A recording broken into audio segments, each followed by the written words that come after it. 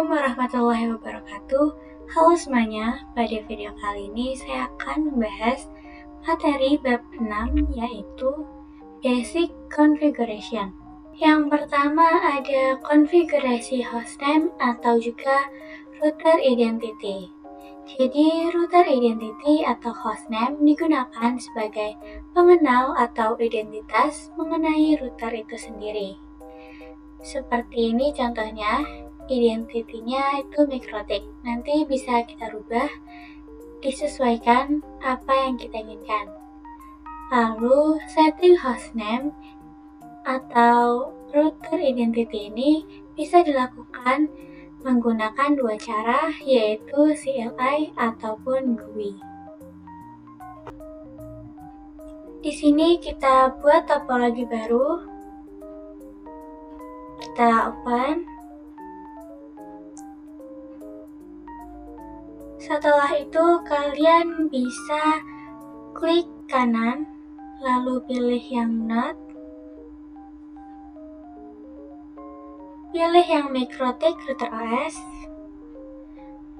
Kemudian di sini versinya yang mikrotik 6.49.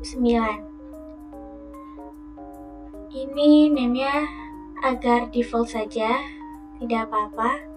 Kemudian di sini option-nya bisa kalian kosongkan saja, kalian bisa menghapusnya. Kemudian setelah itu bisa langsung saja kalian save. Kalian bisa nyalakan dulu mikrotiknya atau routernya.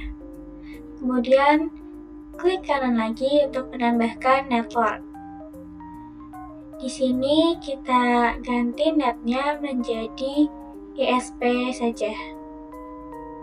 Kemudian untuk type-nya itu yang manajemen cloud. Kemudian kita save. Setelah itu bisa kalian sesuaikan saja.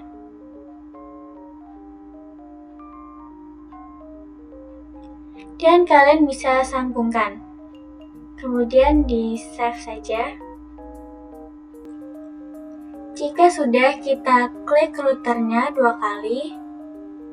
Kemudian di sini untuk mengecek apakah kita telah memiliki IP address, kalian bisa ketikkan IP address print.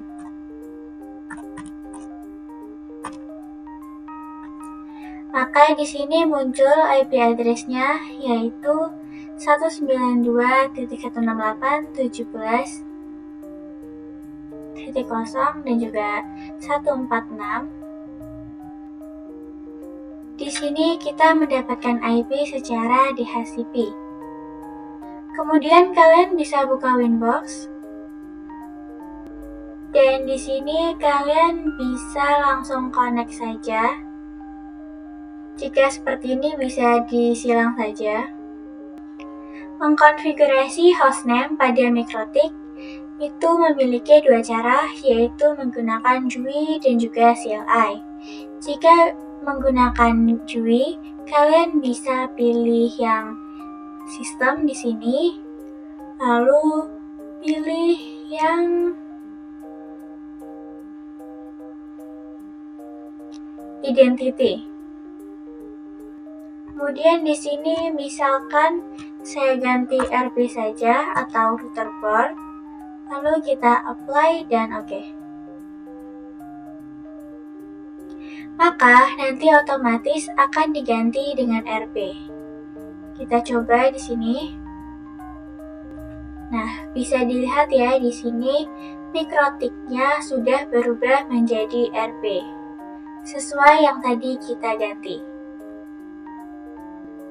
Jika ingin menggunakan CLI, kita bisa klik yang View Terminal. Untuk cara CLI ini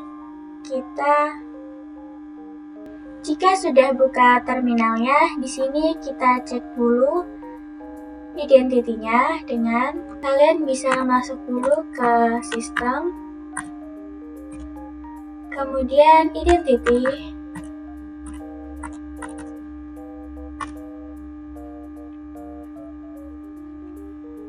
kemudian print. Kita lihat dulu hostname-nya apa yang sekarang. Kan yang sekarang hostname-nya ini RB. Jika kita mau ganti, kalian bisa gunakan perintah set name sama dengan hostname yang baru. Misalkan RB strip Sevilla saja. Nah, kemudian jika ini kita print lagi, maka di sini hostname-nya sudah berganti menjadi RB strip Sevilla. Kemudian yang kedua ada IP address. Kita di sini akan belajar mengkonfigurasi IP address pada mikrotik kita. Seperti yang kalian ketahui, IP address ini adalah sebuah alamat yang mengidentifikasikan perangkat di internet. Kemudian, setiap IP address bisa dilakukan secara GUI maupun CLI. Kemudian di sini kita akan belajar mengubah atau mengedit, kemudian mendisable atau mengenable, dan juga menambahkan IP. Kalian bisa langsung saja buka Winbox-nya. Untuk cara GUI, itu kalian bisa masuk ke IP, lalu masuk yang ke addresses. Nah, di sini saya sudah ada IP-nya, yaitu dari ISP yang statusnya D, yang artinya dynamic. Kemudian, cara untuk menambahkan IP address, kalian bisa klik tombol plus di sini, dan di sini tambahkan IP address sesuai yang kalian inginkan atau butuhkan.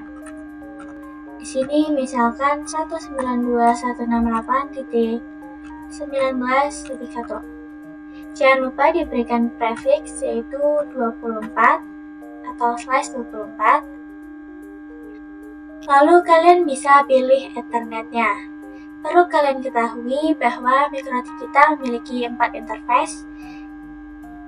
Yang satu sudah terisi dengan IP address dengan DHCP, dan di sini misalkan saya ingin memberi IP address di Ether 2, maka di sini kita bisa ganti Ether 1-nya menjadi Ether 2 saja. Kemudian kita apply dan oke. Jadi otomatis ada networknya, lalu kita sudah mendapatkan IP address-nya yang di Ether 2. Kemudian cara yang kedua yaitu CLI. Di sini kalian bisa buka terminalnya. Untuk yang cara kedua ini, kalian bisa cek dulu IP address-nya.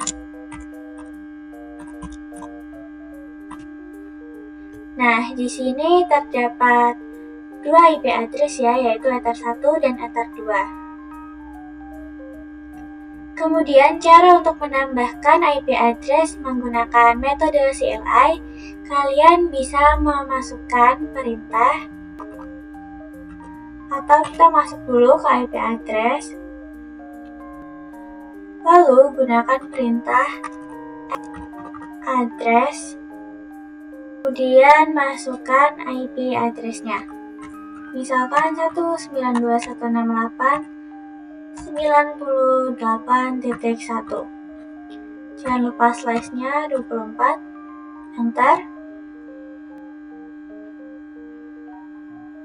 Oh iya, saya lupa memasukkan interface-nya berapa.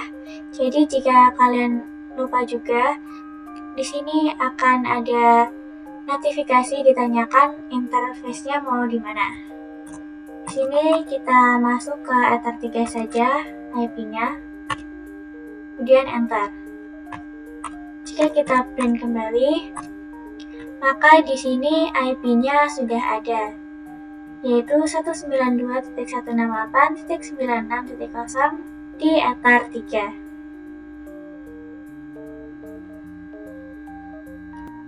Nah, sekarang kita akan mencoba cara menghapus IP address. Kalian bisa menggunakan perintah remove. Jadi di sini kita masukkan perintah remove, lalu number sama dengan ini, dimana yang mau dihapus. Jadi misalkan kita mau menghapus yang IP ini, maka di sini numbernya diisi 2, kemudian enter. Jika kita cek lagi, maka di sini IP-nya sudah terhapus. Sekarang kita akan mencoba membuat IP disable atau dinonaktifkan.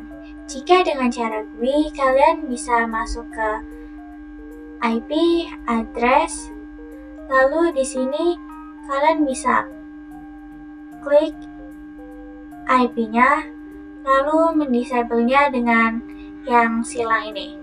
Kemudian ini artinya sudah di-disable.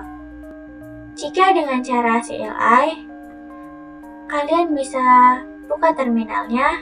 Kemudian misalkan kalian mau mendisable yang IP 192.168.19, maka kalian bisa memasukkan perintah disable number 1. Jadi nanti jika kita cek kembali, ini di sini IP-nya masih ada, tetapi ini sudah kita disable dengan tanda X seperti ini. Kemudian untuk mengenable-nya lagi, kalian bisa masukkan perintah enable number di sini 1. Jika kita cek kembali menggunakan print, maka di sini IP-nya sudah ter-enable lagi atau sudah aktif. Kemudian cara untuk mengedit IP address, jika kalian ada keliru atau menggunakan IP address yang salah, kalian bisa memasukkan perintah set 1, artinya setting yang nomor 1 ini, kemudian address, lalu sama dengan masukkan IP yang baru. Misalkan di sini saya mau ganti jadi 20 saja. Nah, seperti ini, kita enter. Jika kita cek kembali, maka di sini IP satunya sudah berubah, yang tadinya 19 menjadi 20. Sekarang kita masuk ke materi trick about CLI. Jadi, nanti kalian jika ada sesuatu yang ingin ditanyakan, misal kalian ingin tahu apa saja fitur-fitur dari sistem atau IP, kalian bisa masukkan tanda tanya saja seperti ini untuk menampilkan bantuan komen disertai keterangannya. Untuk navigasi komen bisa menggunakan kursor pada keyboard. Jadi, terminal di Winbox dan Linux itu sedikit berbeda. Kalau di Linux, ketika kita ingin masuk, kalian bisa menggunakan cd, dan kalau di Winbox itu perintahnya yaitu slice. Contohnya ingin masuk ke sistem, kalian bisa ketikkan slice system. Nah, ini sudah masuk ke sistem. Jadi misalkan kalian mau keluar dari sistem ini, kalian bisa menggunakan slice. Kemudian ini akan keluar. Tetapi jika kita ingin masuk ke sistem tanpa menggunakan slice juga bisa, yaitu dengan cara kalian bisa ketikkan sistem saja, maka di sini hasilnya sama saja, bisa masuk ke sistemnya. Nah, dia akan kemudian jika ingin masuk ke identity, kalian juga bisa ketikkan saja di sini identity, maka dia akan langsung masuk. Nah, jika kalian ingin keluar pada sistem saja, tidak keluar ke semuanya, kalian bisa gunakan titik 2. Nah, maka di sini kalian bisa kembali ke sistem, tidak langsung keluar dari semuanya. Kemudian, jika kalian ingin mengetik complete interface, kita hanya perlu ketikkan misal enter saja, lalu bisa kalian tap.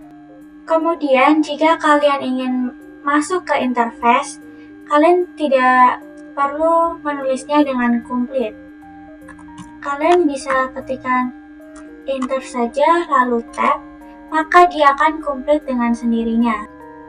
Lalu, jika kita ada lupa komen atau fitur yang terkait, kita bisa ketikkan saja, misalkan di sini sistem, enter, lalu kita tekan tanda tanya. Maka di sini akan ditampilkan semua fitur dari sistem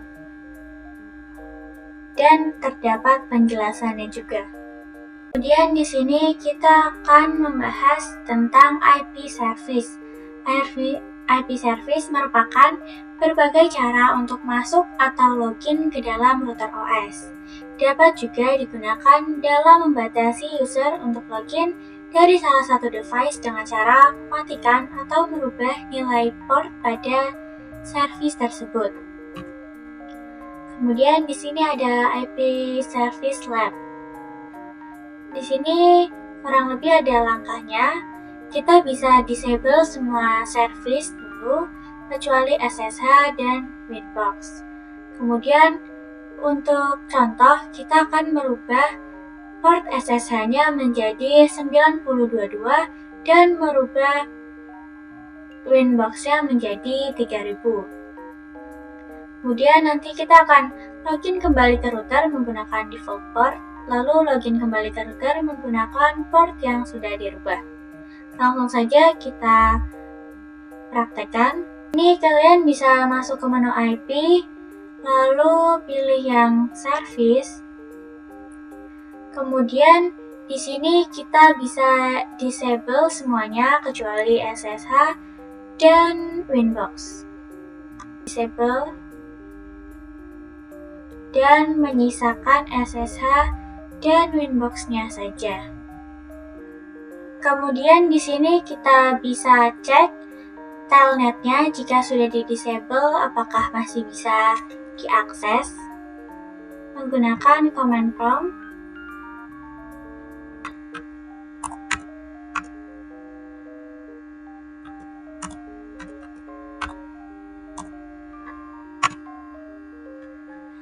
Maka di sini tidak bisa ya, karena sudah kita disable. Kemudian setelah itu kita akan merubah port dari SSH-nya, bisa kalian klik saja. Di sini portnya kita ganti menjadi 9022. Kemudian available from di sini adalah kalian bisa menentukan siapa saja yang mau login atau bisa diberikan range-nya dari IP berapa ke berapa. Jadi ini tidak perlu diisi bagi kita sekarang, lalu oke saja. Kemudian yang ini juga yang Winbox kita rubah menjadi 3000. Kita apply dan oke. Kemudian untuk mencoba port dari SSH-nya, saya akan menggunakan putih. Sini masukkan IP-nya. Kemudian di sini portnya 9022. Kita cek apakah bisa. Kemudian untuk mencoba yang Winbox, kalian bisa close saja Winbox-nya yang ini. Kemudian kita keluar juga. Klik mikrotiknya lagi.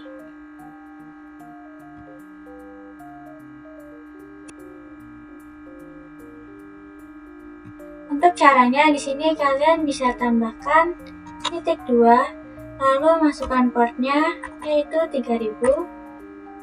Setelah itu bisa langsung saja kalian connect. Maka di sini sudah berhasil masuk ya. Kemudian untuk menggantinya lagi, kalian bisa masuk ke menu yang tadi, IP Service. Di sini kita ganti kembali saja menjadi default, yaitu portnya 22.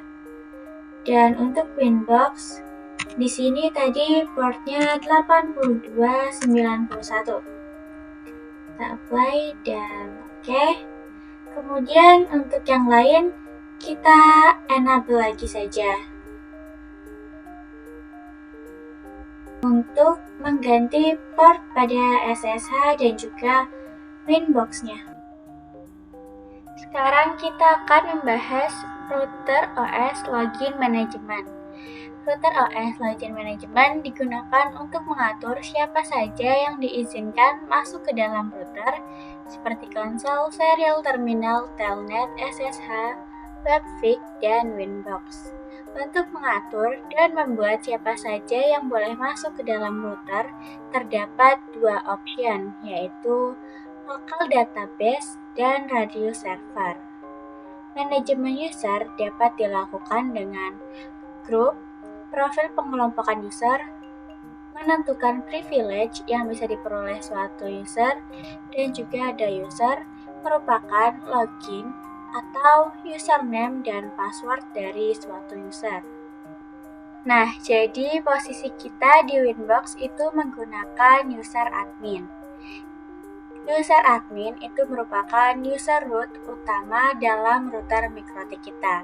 Ketika kalian melakukan administrasi jaringan Mikrotik dengan menggunakan user admin, maka ini dinilai tidak secure atau tidak aman, karena ada kemungkinan hacker yang melakukan serangan brute force. Jadi kita cari di sini apa itu brute force.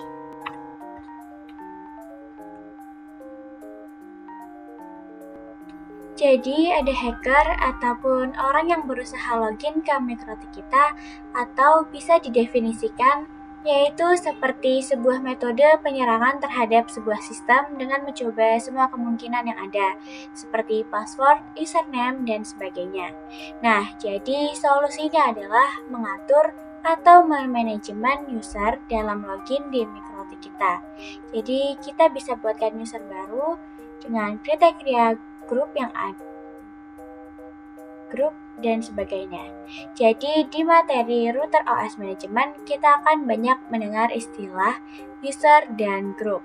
Jadi kalau user itu penggunanya dan kalau grup itu merupakan privilege atau kriteria user, bisa itu red, write, ataupun full. Di sini kita buka Winbox-nya kembali. Lalu kalian bisa masuk ke menu sistem dan pilih yang users. Nah, di sini kan ada user, group, dan lain-lain. Jadi, di bagian user terdapat user default bawaan, yaitu admin. Di sini kita bisa membuat user baru dengan cara klik tanda plus di sini. Di sini misalkan saya berikan nama saya saja di sini user Evia. Lalu untuk grup, dia merupakan hak akses pada usernya. Misal di sini saya akan menambahkan full akses saja. Kemudian di sini allow address adalah menentukan siapa saja yang boleh mengakses. Saya untuk semua saja yang mengakses, jadi 0.0.0.0/0 ya. Untuk password di sini yang mudah saja, sebagai contoh 123. Setelah itu kita apply saja dan oke. Ini saya sudah mempunyai user Sevia dengan kriteria grup full dan bisa diakses dari mana saja. Pengujian untuk user admin kita disable dulu saja dengan X, maka ini sudah terdisable usernya. Untuk melakukan pengujian, kalian bisa klik yang New Winbox. Kemudian di sini loginnya kita ganti menjadi user yang tadi, yaitu Sevia. Dan di sini passwordnya kita masukkan juga, yaitu 123. Kemudian bisa langsung saja kita connect. Maka di sini kita telah berhasil masuk ke user Sevia-nya menggunakan password yang telah kita buat tadi. Dan di sini ketika kalian ingin melihat user siapa saja yang sedang aktif atau yang sedang mengakses, kalian bisa ceknya di active users. Maka di sini ada tampilannya. Sekarang di sini kita akan membahas router OS login manajemen grup. Grup digunakan untuk memberikan hak akses terhadap user. By default terdapat 3 grup di Mikrotik, yaitu ada full, bisa write dan read, kemudian ada yang write saja dan ada yang read saja. Ini bisa disebut juga dengan permission. Kita juga bisa membuat custom group baru sesuai dengan aturan yang kita inginkan. Seperti ini, kalian bisa mencek-checklist saja. Kemudian kita akan mencobanya. Untuk yang full access kan tadi sudah, sekarang kita akan mencoba yang read dan juga write. Seperti biasa, kalian bisa buka Winbox-nya, lalu masuk ke sistem dan users. Karena di sini tadi kita telah membuat user yang full access, yaitu Sevia, itu dia karena full access bisa mengakses apa saja, bisa write dan juga read. Jadi di sini kita akan membuat user lagi yang baru, user 1 saja. Dan di sini untuk grupnya kita pilih yang read saja. Kita coba yang read. Kemudian di sini aksesnya untuk siapa saja bisa mengakses. Di sini passwordnya kita berikan 1, 2, 3, 4 saja agar kita mudah mengingatnya. Kemudian apply dan oke. Lalu kita buka di new terminal saja.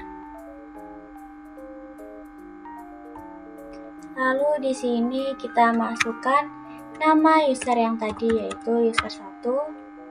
Dan di sini passwordnya 1, 2, 3, 4. Kita connect-kan.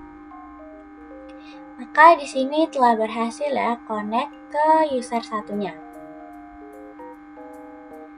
Nah, jadi di sini karena user 1 ini hanya mendapatkan akses read saja, maka di sini dia kekurangannya tidak bisa meng-write. Misal kita buka IP lalu addresses, maka di sini dia tidak bisa menambahkan IP. Jadi itu adalah kekurangan dari akses yang hanya write saja. Jadi ketika kita hanya permissionnya write saja, kita hanya bisa melihat saja tanpa mengkonfigurasinya. Di sini bisa kita close saja. Lalu kita buat user yang baru lagi, yaitu user 2, dan grupnya kita coba yang write saja. Ini allow address-nya bisa siapa saja. Passwordnya di sini 1, 2, 3, 4, 5 saja agar mudah ya. Kemudian kita apply dan oke. Kita buka lagi new terminalnya.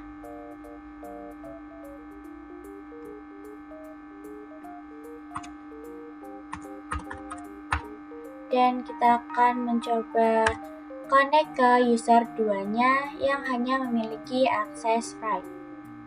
Nah, di sini kita telah masuk ke user 2-nya.